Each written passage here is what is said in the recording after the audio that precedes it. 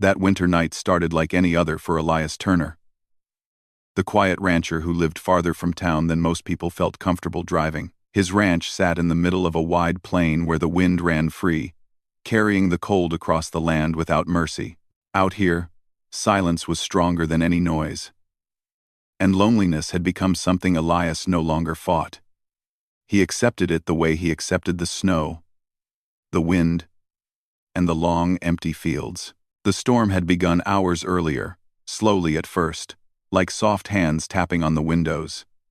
But as midnight approached, the wind grew louder, sharper, and more impatient. Snow swirled outside in thick sheets, and the sky carried the heavy look of a night that wasn't ready to rest. Inside the ranch house, Elias sat near the fireplace with a mug of warm tea. The fire glowed orange against the wooden walls, filling the room with a calm coziness that made the storm feel far away. He had planned to read a little before bed, but the storm kept pulling his attention. Every so often, he would glance up, listening to the wind shake the window frames. He did not expect visitors, not in a storm like this, and not at this hour. The roads were too dangerous, and his ranch was too remote. He lived alone, worked alone, and had learned to enjoy solitude. That was why the sudden knocking at the door hit him like a thunderclap. It wasn't gentle knocking. It was loud, desperate, and hurried, like someone was trying to hold on to the last thread of hope they had left. Elias froze. Unsure if he had imagined it, he set his mug down quietly, stood up, and listened. Then it came again, 3 sharp bangs, each stronger than the last. Elias frowned. Out here, unexpected visitors usually meant trouble or emergency. He walked toward the door, but his steps slowed as the knocking continued. There was fear in it, or maybe urgency. But he couldn't understand why anyone would travel in such dangerous weather. When he finally reached the door, he hesitated. The storm roared on the other side like a wild animal, and something in his gut told him that whatever waited outside was not normal. Still, someone needed help. That alone was enough. He unlocked the door and pulled it open against the force of the wind. Snow slammed into the house instantly, flying in like cold dust. Elias squinted through the white blur and saw a large shape standing on his porch. A woman. A tall woman. Much taller than he had ever seen in his life. She stood shivering in a long, soaked wedding dress. The fabric stuck to her arms and legs, heavy with melted snow. Her hair, long and dark, clung to her shoulders. Her feet were bare on the frozen wooden boards, red from the cold. Tears mixed with the melting snow on her face as she looked at him with a mixture of fear and pleading. For a moment, Elias simply stared. He had seen a lot of strange things on his ranch: loose cattle, lost campers, even a runaway alpaca once. But never had he opened his door to find a shivering bride, especially one who towered over him by at least a head. "Please," she managed to say through chattering teeth. I need help." Her voice shook not only from the cold but from exhaustion, as if she had been walking far longer than her body could handle. Elias reacted without another word. "Come inside, quickly." She stepped in, nearly stumbling as her legs wobbled. Elias closed the door fast, shutting out the screaming wind. The warmth from the fire reached them like a gentle blanket, but she still shook violently, her arms wrapped around herself. He didn't ask questions yet. The first thing he did was grab a thick blanket from the sofa and drape it over her shoulders. The blanket looked small on her, barely reaching around her body, but it was better than nothing. "Sit down," he said softly, guiding her toward the chair closest to the fire. She obeyed, her steps slow and heavy. When she sat, the old wooden chair let out a deep groan under her weight, but it held. Elias crouched in front of her to look at her face. The woman's eyes were bright but tired, filled with fear, confusion, and relief all at once. "What happened to you?" he asked gently. She tried to speak, but for a moment no words came. She breathed in deeply, trying to calm herself. Elias waited patiently. He knew she needed warmth, safety, and time before she could explain anything clearly. "My name is Amara," she finally whispered. I didn't know where else to go. The road was gone. I got lost. And then my car, her breath caught, and she shivered again. Elias nodded, understanding enough. The storm was bad enough to hide roads, confuse even experienced travelers, and trap vehicles easily. If she had been walking barefoot through that snow, it was a miracle she had made it at all. He stood and moved toward his storage room. Stay near the fire. I'll get you more blankets. When he returned with 2 large wool blankets, she looked up at him with a mixture of gratitude and embarrassment. Her lips trembled as she tried to speak again. I'm sorry, she said softly. I know, I look strange. And I must seem crazy, showing up like this. You're not crazy, Elias replied simply. You're cold. That's all that matters right now. Amara pulled the blankets around her, but they still looked far too small on her broad shoulders. Elias had never met anyone quite like her, so tall, so strong-looking, yet so fragile in this moment. After a few long minutes, the shivering began to fade. Color slowly returned to her skin, and the panic in her breathing softened. When she finally seemed steady, Elias brought her a cup of warm tea. She wrapped her large hands around the tiny cup carefully, as if afraid it might break. Thank you, she murmured, eyes lowered. He nodded again, pulling up a chair to sit across from her. The fire crackled gently, filling the silence while she gathered her thoughts. When she finally spoke, her voice was clearer, though still shaky. I was supposed to get married today. Elias raised his eyebrows but didn't interrupt. But something happened, something I couldn't go through with. She paused, squeezing the cup tightly. I ran. I know it was foolish. I thought I had enough time to make it back to town before the storm got worse. But the snow came too fast. The road disappeared under it. Elias listened quietly. It wasn't his place to judge her choices, and he could see how heavy the moment felt for her. I tried to turn around, she continued. But the car slid. It got stuck. I tried pushing it. But she looked down at her hands. The cold was too strong. I had to start walking. Barefoot? Elias asked softly, noticing her red feet again. She nodded. There wasn't time to think. I just ran. The fireplace glowed brighter for a moment, reflecting in her eyes. Elias could see the pain, the regret, and the relief, all mixed together. How far did you walk? He asked. I don't know. It felt like miles.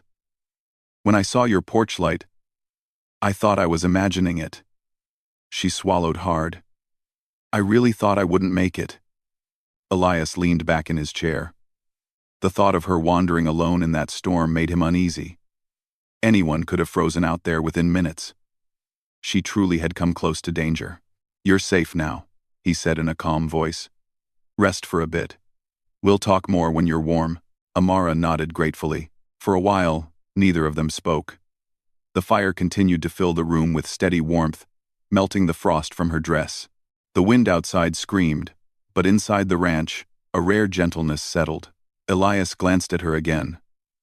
The giant bride in the soaked dress. A stranger who appeared out of nowhere in his quiet life. Nothing about this night was normal. And yet he felt strangely calm. Something told him that this was only the beginning. The fire continued to glow warmly, and for the first time since she had arrived, Amara's breathing became calm. Elias watched her from his chair, still trying to understand everything that had happened. He had never been in a situation like this. A bride tall enough to brush the top of his doorframe showing up in a winter storm, soaked, freezing, terrified. Nothing about the night made sense. Yet there she sat, wrapped in blankets, sipping tea with shaky hands. After several minutes of silence, Elias stood up. I should find you something dry to wear, he said, more to himself than to her. Amara nodded slowly, her cheeks warming from the fire. That would help. If you have anything big enough. Elias paused. He hadn't thought of that part. He looked at her again, her shoulders broad, her arms strong, her height nearly reaching the mantel above the fireplace. She was easily the tallest woman he had ever seen. Maybe the tallest person. Period. Well, I'll check, he said gently. Something warm is better than nothing. He walked toward the hallway closet and opened the door. Inside were jackets, shirts, and old ranch coats he had kept for years. Elias wasn't a small man. He had the build of someone who worked with cattle and carried heavy equipment daily. But even his largest clothes looked too narrow, too short, too small for someone like Amara.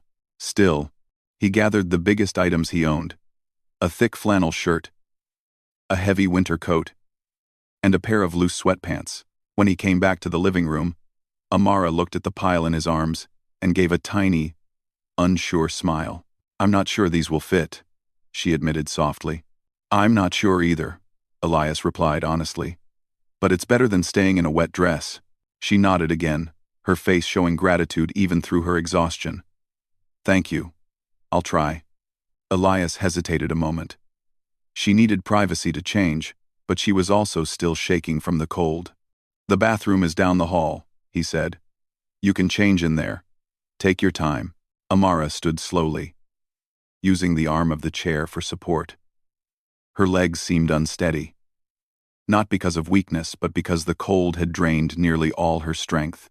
The blankets fell around her feet, heavy and damp, and the wedding dress clung to her like melting ice. When she took her first step, her knee buckled slightly. Elias instinctively reached out, but she steadied herself before he touched her. "I'm okay," she said softly. "Just tired." "You sure?" She nodded, though her body didn't look convinced. Still, she walked toward the hallway with slow, careful steps, each one leaving a small, wet print on the wooden floor. Elias waited in the living room, listening for any sign that she had slipped or needed help. The ranch house felt strangely different with another person inside. Warmer. Somehow. More alive. And also filled with questions. Who runs from their own wedding? What had scared her enough to make her flee in a blizzard? What had she gone through before knocking on his door? Minutes passed. Elias added more wood to the fire and set the kettle to heat again. The storm outside howled louder, as if reminding him how dangerous the night was. Anyone caught in that storm could easily be lost or frozen. Amara was lucky she found the faint porch light from his home. After a while, he heard the bathroom door open. Amara stepped out carefully, her hands gripping the too short sweatpants to keep them from riding up her legs. The flannel shirt she wore didn't come close to closing across her chest, and the sleeves barely reached her elbows. The winter coat hung from her shoulders like a child's jacket on a grown adult. The clothes were clean, dry, and warm, but they looked almost comical on her. Still, she gave Elias a small, shy smile. "These don't fit," she said gently, trying not to sound embarrassed. "I can see that," Elias admitted, feeling awkward but trying not to stare. "We'll make do. I'll find more blankets.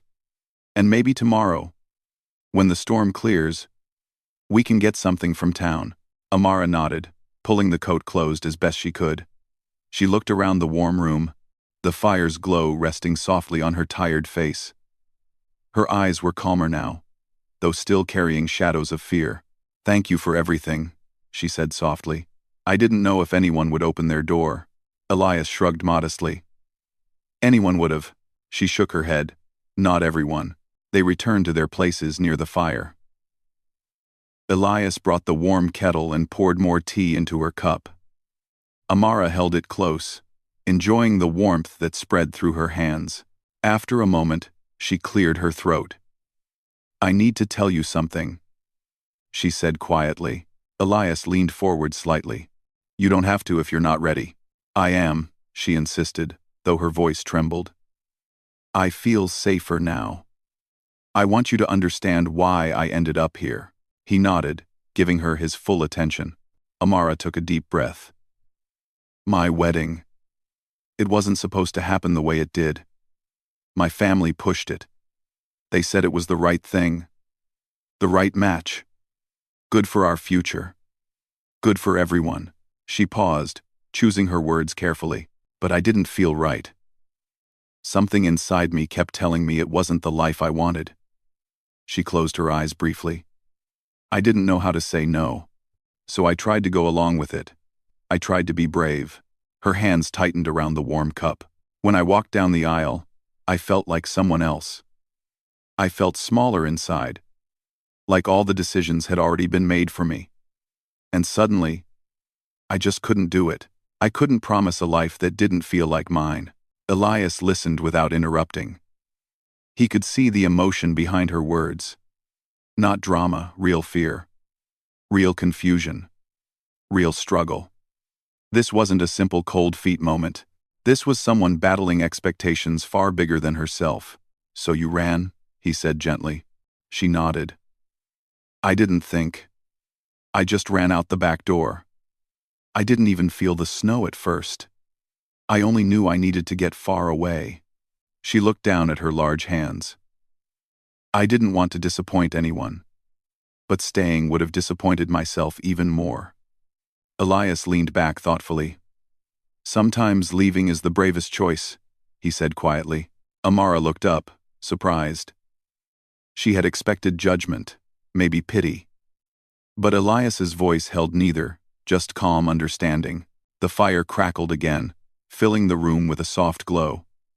Outside, the wind pushed against the windows, but inside the ranch, a gentle calm settled around them. Amara took another breath. Her voice softened even more, almost embarrassed. "There's more," she whispered. "When I tried your clothes earlier, and I couldn't find anything that fit, I felt so helpless. I didn't know what to say, and I was still freezing.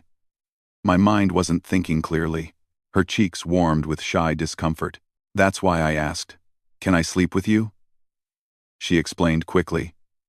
"I didn't mean anything strange. I was just scared. I didn't want to be alone in another cold room. I didn't want to freeze." My words came out wrong. Elias blinked, remembering the way she had said it, shaking, panicked, exhausted beyond reason. The moment had startled him. But now he understood. "You were cold," he said gently. "Anyone in that state would be confused." Amara nodded gratefully. "I'm sorry if it sounded odd. I didn't mean it that way." "It's all right," Elias replied, his voice soft. "You needed help. And you're safe now." The relief on her face was unmistakable. For the first time since she arrived, her shoulders relaxed. They sat quietly again, listening to the storm outside.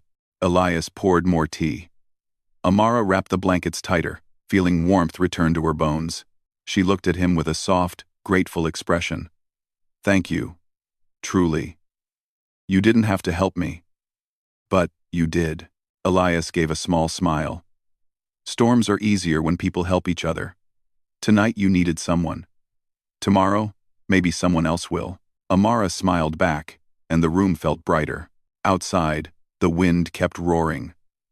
But inside, the giant bride who had fled her wedding sat safely near the fire, no longer alone in the cold, and Elias, the quiet rancher, began to realize that this unexpected visitor might change far more in his life than a simple winter night. The fire kept burning with a steady glow, filling the ranch house with a soft, golden light.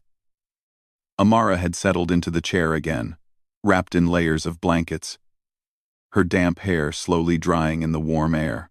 Outside, the storm continued to roar, but here inside, the world felt calm, almost peaceful.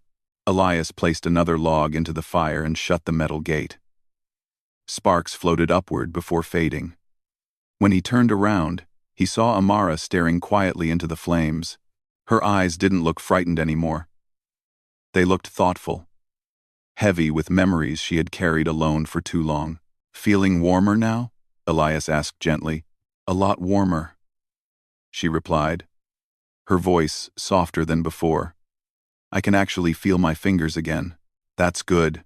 You scared me when you arrived. I've never seen someone look that cold." She smiled faintly. "I've never been that cold."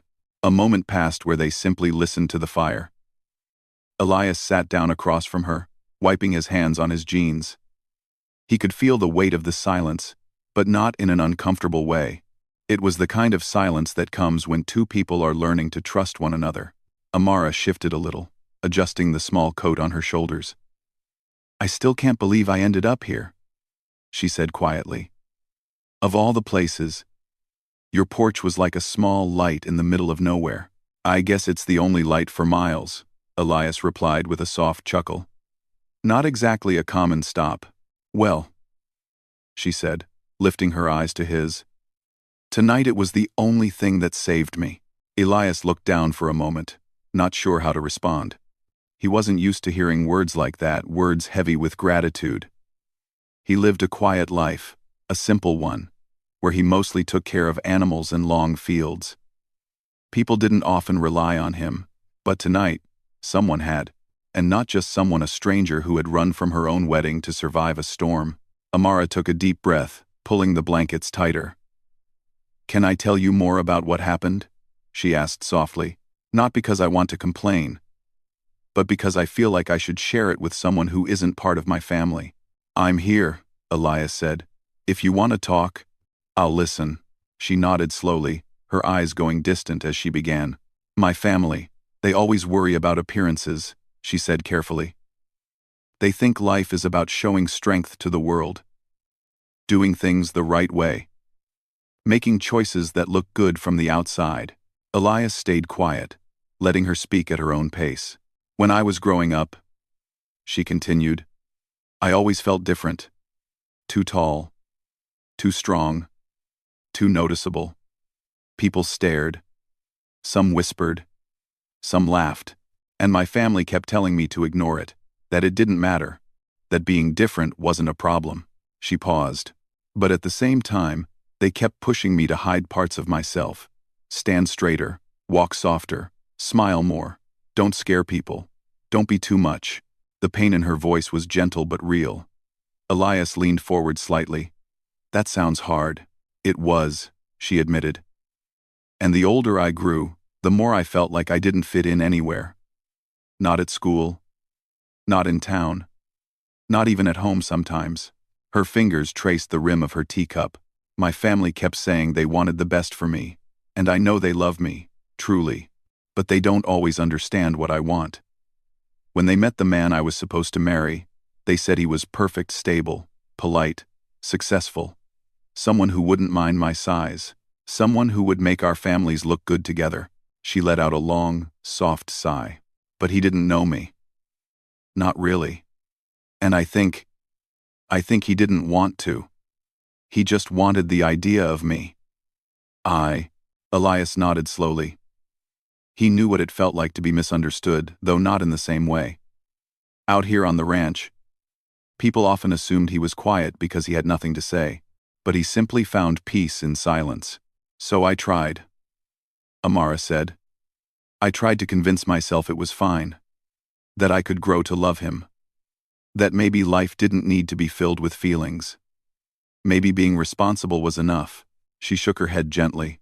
"But when I stood at the back of the ceremony, I saw all the faces watching. I saw the expectations. And suddenly, my heart felt like it was trapped inside a box. I couldn't breathe. And I knew, truly knew, that marrying him would be a life built on silence. A life where I would shrink myself even more just to keep everyone else comfortable." Her voice cracked just a little, and she closed her eyes for a moment. "So I ran." Elias didn't interrupt. He let her breathe. "I know running didn't look brave," she whispered. "And maybe it wasn't. But staying would have broken something inside me. Something important. Something—" "It was brave," Elias said quietly. "You chose honesty over pretending. That takes courage." Amara opened her eyes and looked at him. "You really think so?" "I do." Her shoulders relaxed again, as if a small weight had lifted. She stared at the fire for a long moment before speaking again. "When I got into my car, I didn't know where I was going. I just drove. Farther and farther. I didn't even have a bag or warm clothes. I just followed the road. I thought I'd eventually calm down enough to think. But then the snow started, the wind picked up, and suddenly I couldn't see anything." She swallowed. "When the car got stuck, I panicked. I tried pushing it. I tried digging it out with my hands, but the snow kept coming, and I knew I couldn't stay in the car for long, so I walked." Her voice softened. "That was the scariest part. The storm felt alive, like it was swallowing everything. I couldn't see, couldn't feel my feet, couldn't think straight. I was sure I would collapse."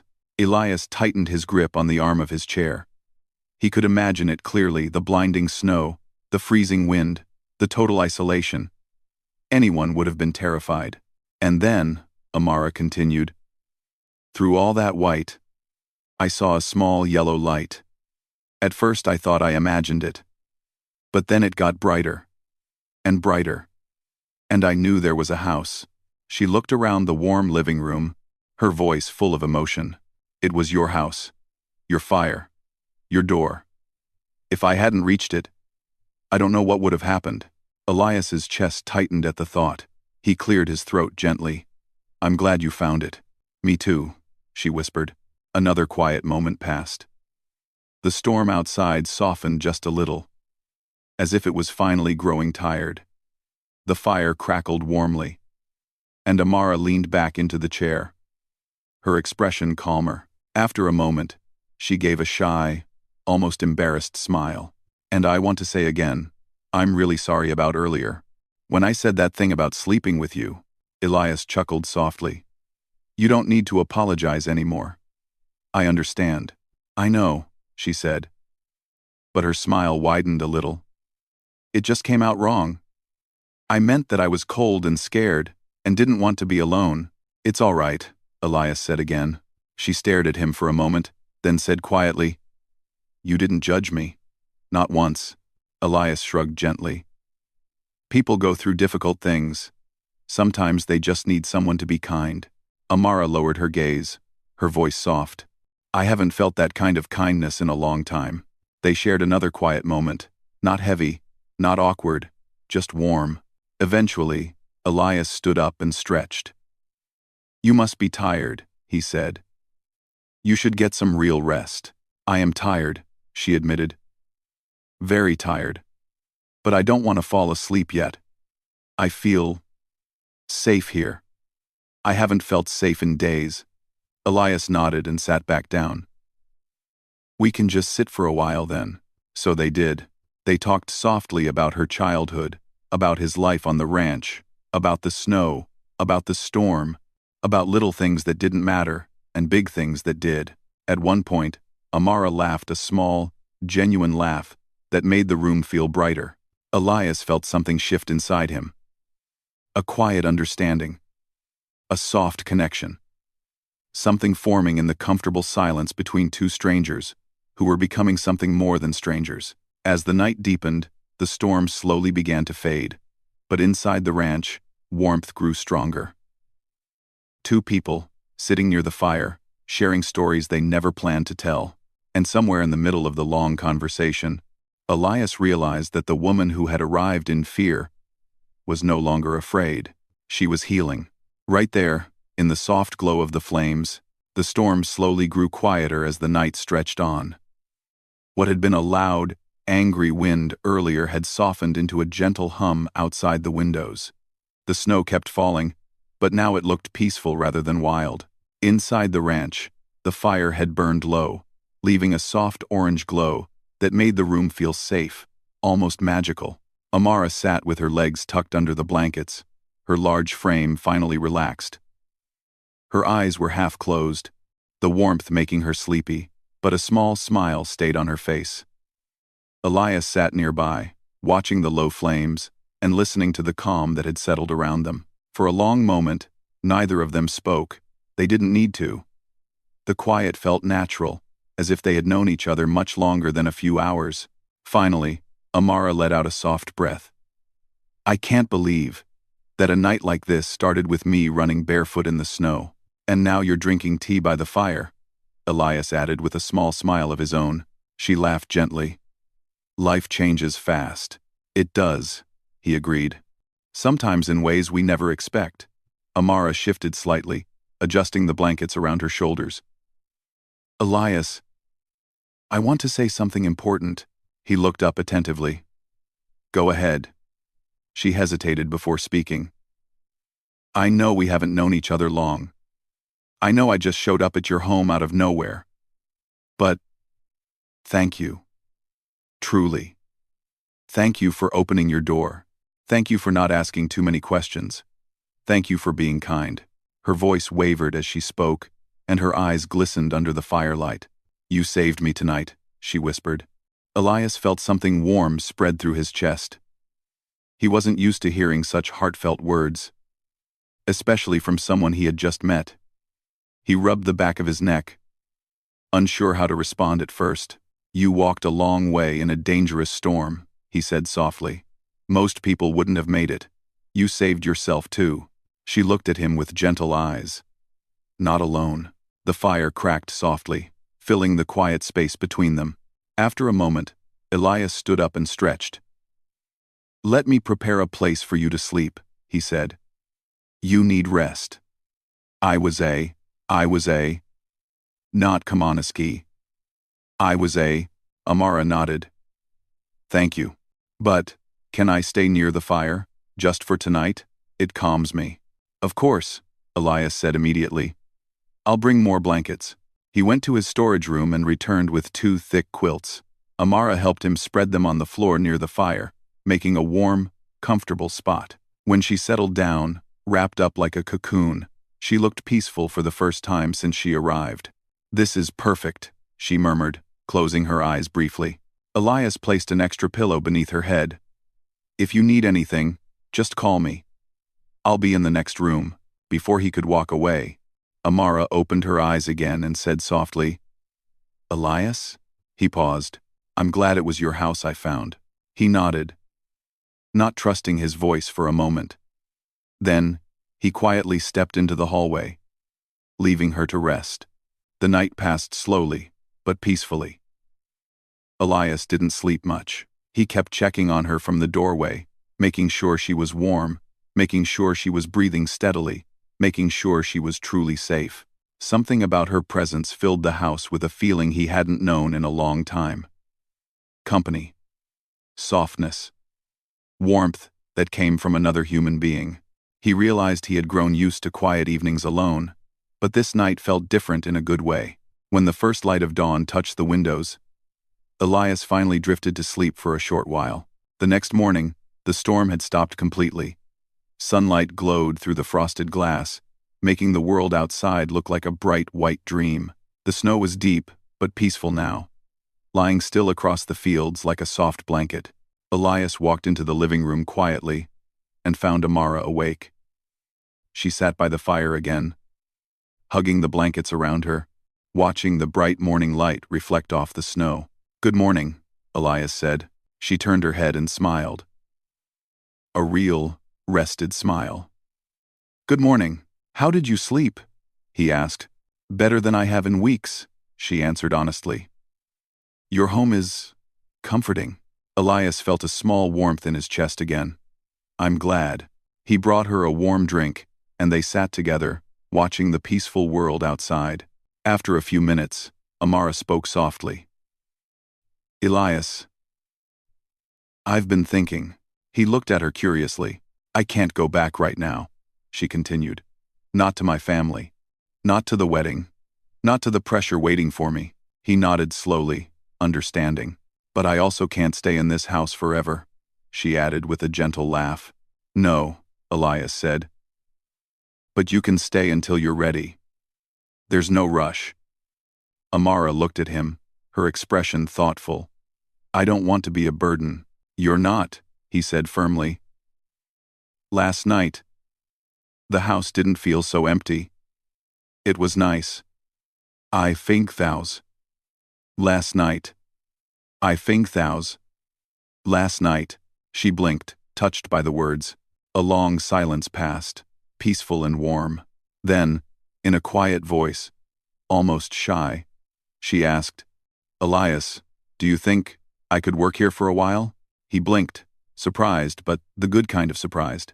"You want to work on the ranch?" he asked. She nodded. "I'm strong.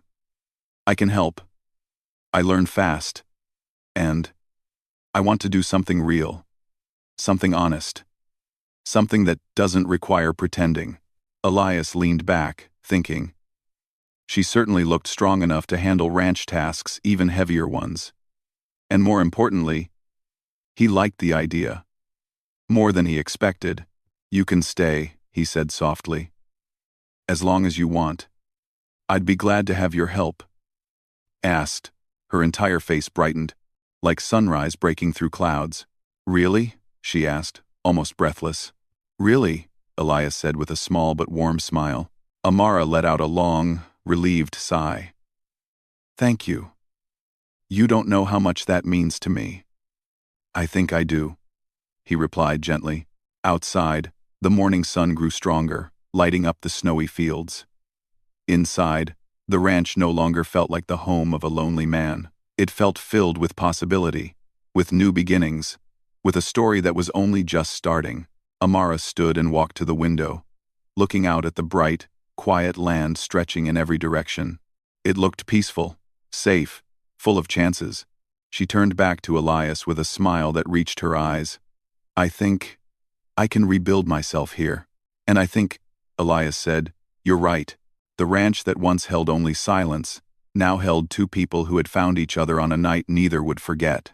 And as the sun rose higher, warming the frosted world, both of them knew this unexpected meeting was the beginning of something new, something hopeful, something that would quietly change both their lives.